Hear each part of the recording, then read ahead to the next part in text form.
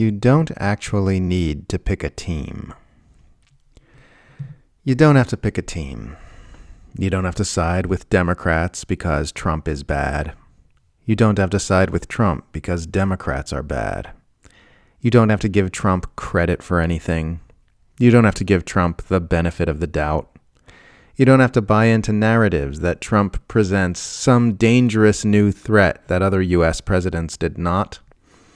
You don't have to trust right-wing media just because the liberal mainstream media are liars. You don't have to like Trump just because bad people don't like him. There's this weird assumption that Americans are under some kind of moral obligation to take a side either with Trump or with his pretend opposition in the Democratic Party. And it's just silly nonsense. You don't have to, and you should not. The U.S. empire is the single most murderous and corrupt power structure on this planet, by an extremely massive margin. Everyone at the upper echelon of empire management is the sort of person who is willing to facilitate the incomprehensible atrocities and abuses that are necessary for the continuation of that empire.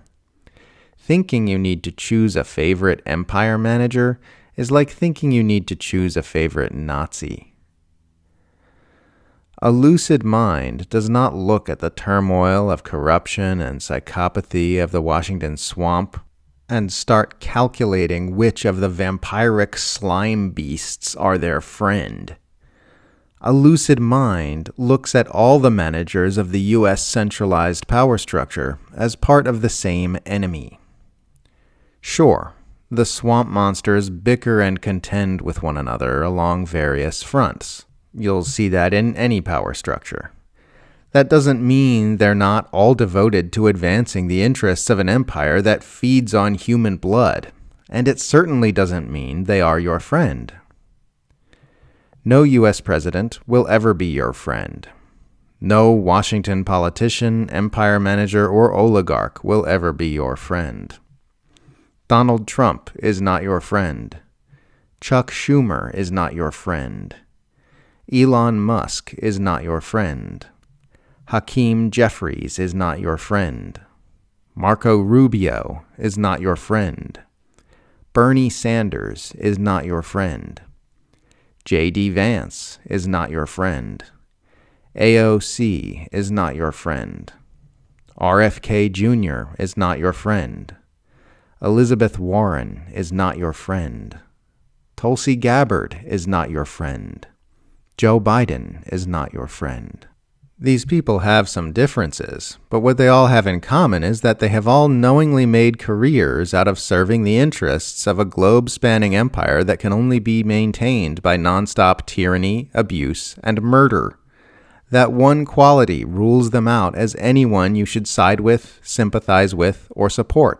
The only reason this isn't immediately obvious to everyone is that the entire Western world is marinating in a highly controlled information ecosystem where such obvious facts are hidden from our perception.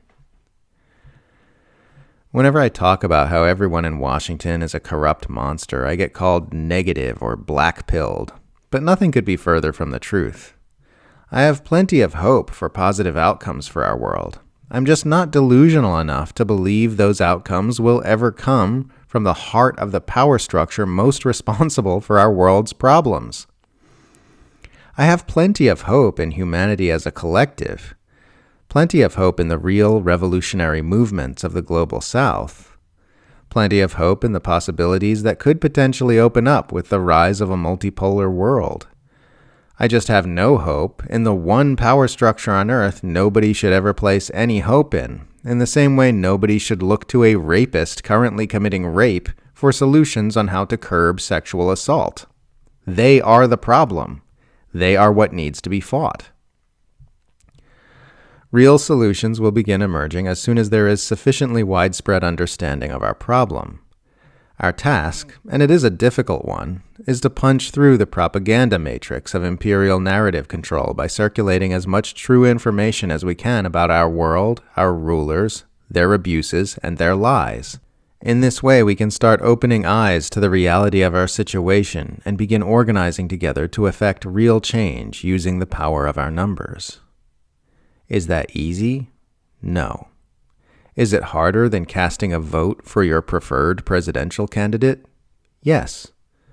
But unlike voting and cheerleading for your favorite swamp monster, it stands a chance of actually bringing positive change to our world.